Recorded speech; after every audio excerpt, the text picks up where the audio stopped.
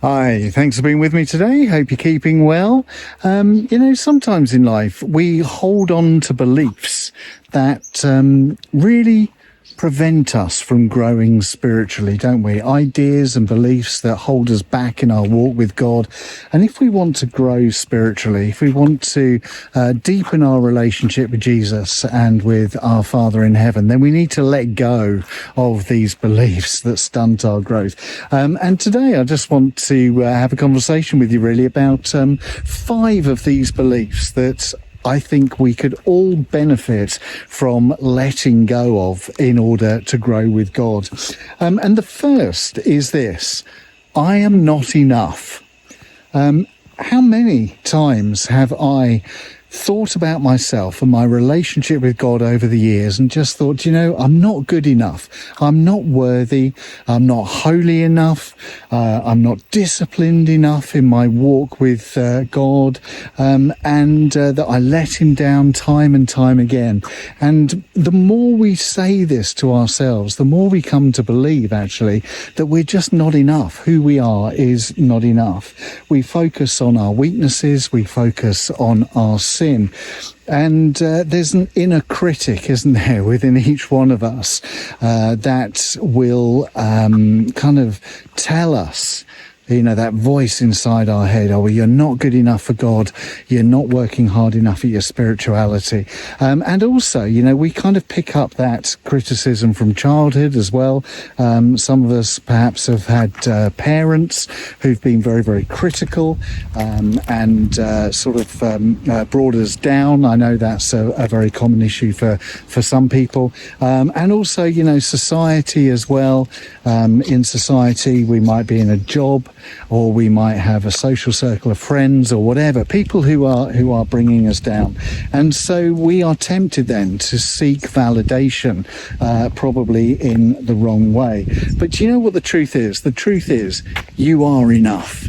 Who you are today is enough. You are so loved by God. You are so precious to God. And who you are and how you are right now is enough for him. Now, why is that the case? Well, it's the case not because of you, but because of what Jesus has done for you. It's a theological idea called imputed righteousness.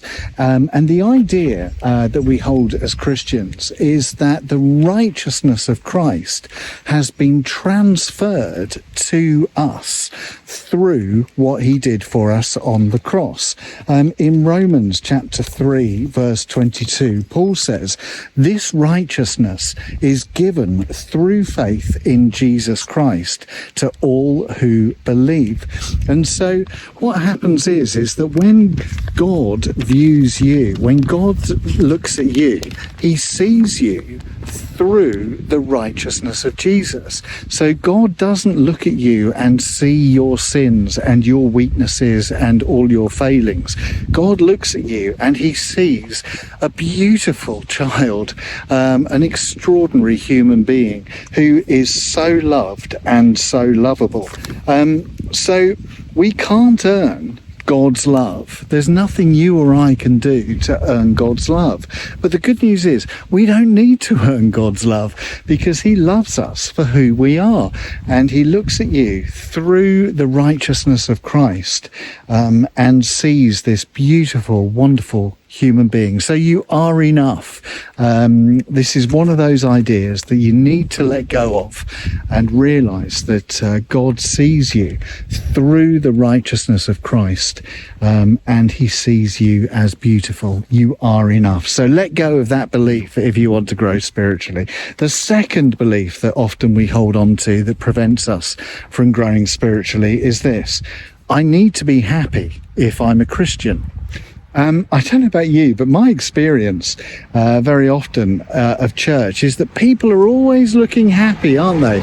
And, it's kind of like everybody's rejoicing, and it seems that everybody's really peaceful and they've all got their lives together and their prayer life is brilliant and their Bible knowledge is fantastic, and you think to yourself, or at least I think to myself, really, am I the only one who messes up? Am I the only one who feels negative emotions? Because it seems that everybody else has got their lives sorted and they're completely happy, and I end up feeling like a real failure as a Christian. And then we get the kind of theology that and the ideas of God that I really struggle with, to be honest, which is this idea of manifesting happiness, positive thinking. If you just think positively and you pray about something enough, then you're going to receive it. The universe will line up to give you whatever it is you're manifesting. I think, personally, really bad theology and nothing to do with Christianity. I think I want to say that it's okay to feel a range of emotions as a Christian.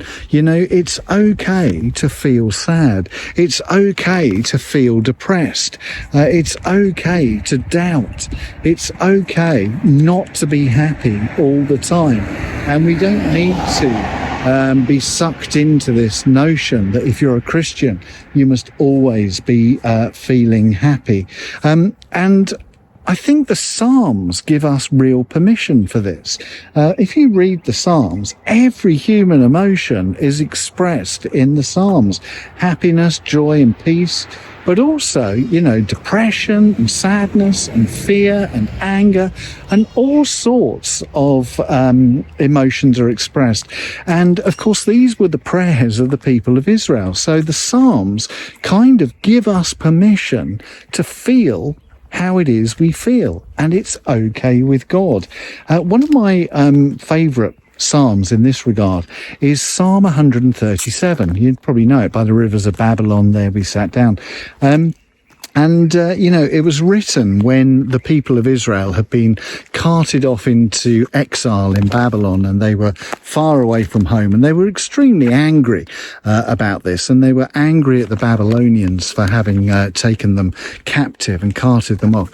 And then the final verse of Psalm 130 says this: "Happy are those who take your babies and smash their heads against a rock." And you think, wow, what's that doing in the Bible? This idea that, we're saying, I hate you so much, I want somebody to come and take your children and smash their heads against a rock. Well, it's not a very godly idea. Of course it's not. And nobody's suggesting that it is. But what is wonderful about that verse is that it gives us permission to say that to God.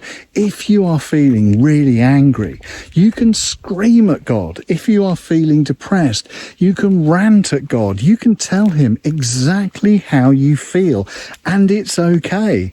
You don't need to pretend to be happy all the time. Just be honest with God and tell him exactly how you feel. He is big enough to be able to cope with whatever mood you are in, and he just wants you to be real. So if you want to grow spiritually, I would say, you've got to let go of this idea that you need to be happy all the time. I just don't think it's very helpful, and we just need to learn to kind of sit with our emotions and not to label our emotions as either good or bad, not to label them and say, well, peaceful is good, happy is good, joyful is good, but anger is bad, jealousy is bad, depression is bad. We don't need to label our emotions. Just sit with them and just say, this is how I'm feeling today, God.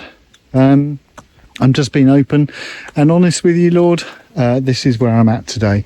And let go of this idea that you've always got to be happy as a Christian. And then you'll grow more spiritually and more intimately with the Father. The third thing, I would say, the third belief that you need to let go of in order to grow spiritually is this: I need to reach my destination with God. When it comes to the Christian life, there is no end goal. It's not like there's somewhere for us to, somewhere we've got to be. Do you know what I mean? There's not an end destination for us. We are on a journey with God, and the journey is all there is. In 2 Corinthians chapter 3 verse 18, Paul says that we are talking about journeys. I'm just walking up this path. It's the first time I've ever walked up this path, and it's ended. Where do I go? Crosses over the road. Let's go over here, see where we get to.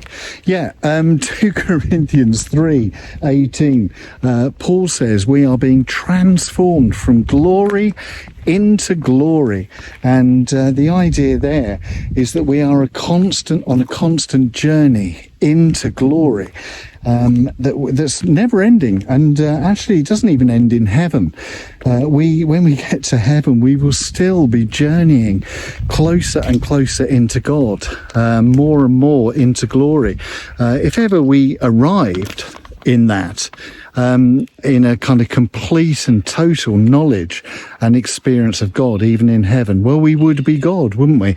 We're constantly journeying on in life. We never arrive. So this idea of I need to reach a particular destination with God puts too much pressure on us spiritually. And it's just inaccurate, really. We're on a journey with God. Just enjoy the journey. Enjoy where you are at the moment. Enjoy where God's taking you. And don't feel that you are not doing well enough, or you are not in the right place with God. Don't compare yourself to other Christians and think, well, they're further on than I am. They're more holy than I am. They're better at prayer. They're better at Bible study. They're on their journey and you're on your journey. And wherever you're at right now is the right place for where God wants you to be. So, ditch that belief as well, that there's a place that you should be at. And you'll grow more spiritually. Fourthly, the fourth idea we need to ditch and let go of if we want to grow spiritually is I need to fit in. I need to fit in. We like being part of a group, and that's a good thing. We like to fit in with our community.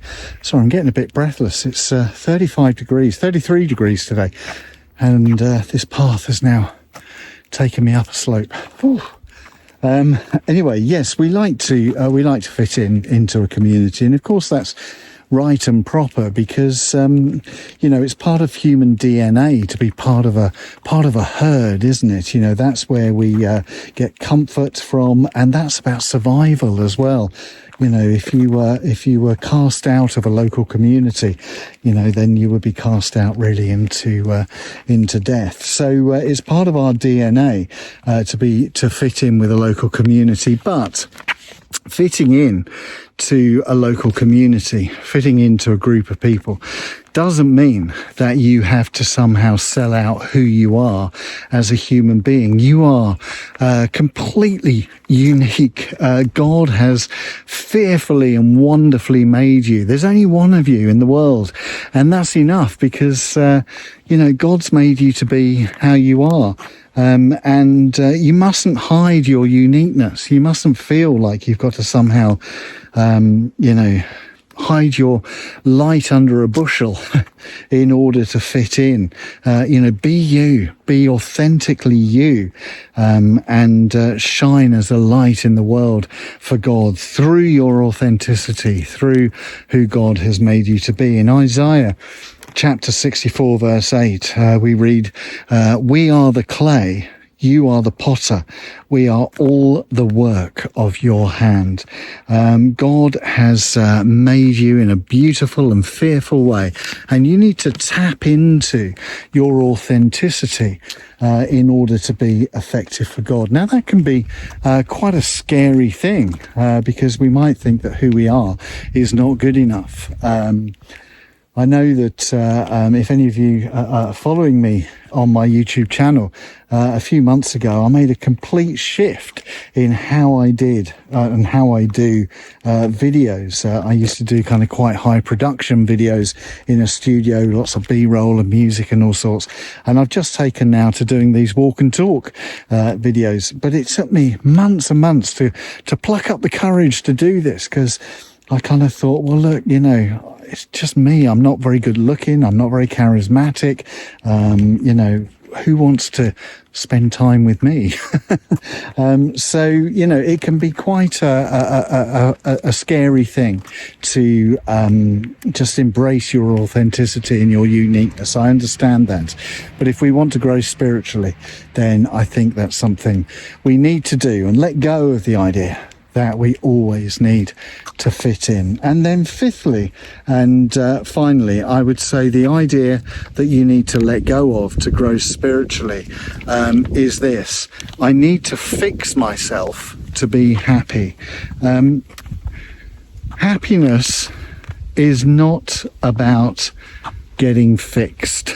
Happiness is not about sorting out all your problems.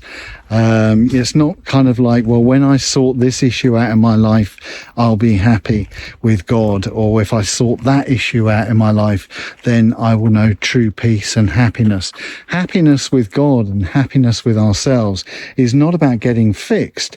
It's actually about embracing who you are, embracing the truth that you are God's precious and beautiful child. And in order to be happy and to know peace and joy, rather than trying to fix ourselves, what we need to do is learn to see ourselves how God sees us as that precious, beautiful child. In 1 John chapter 3, verse 1, one of my favourite passages of Scripture, John writes this: "See what great love the Father has lavished on us, that we should be called children of God." Isn't that beautiful? So you don't need to fix yourself. You can't fix yourself anyway. None of us have got that ability, but you don't need to get fixed in order to find happiness. So there's 5 ideas that I think too often we hold on to that prevent us from growing spiritually. I'm not enough. I need to be happy to be a Christian. I need to reach my destination with God. I need to fit in, and I need to fix myself to be happy. If you can let go of those 5 beliefs, then you will grow spiritually. You will learn to love God more, and you'll learn to love yourself more, which is a really important part of the Christian faith. You know, when Jesus was asked about the greatest commandment, he said, love the Lord your God with all your heart, mind, soul and strength. Love your neighbour as you love yourself. So, you know, we've got to love ourselves as well. So letting go of these 5 ideas will help you to love yourself more. And the more you can learn to love yourself, then the more, of course, you will learn to love your neighbour as well. So, yeah, let go of those 5 ideas for spiritual growth. I'm going to stop here. This hill is heading ever upwards, and I have no idea where I'm going. Hope that's been helpful. Thanks so much for giving me your time today. I always really appreciate it. And I look forward to being with you again really soon. Take care. Bye.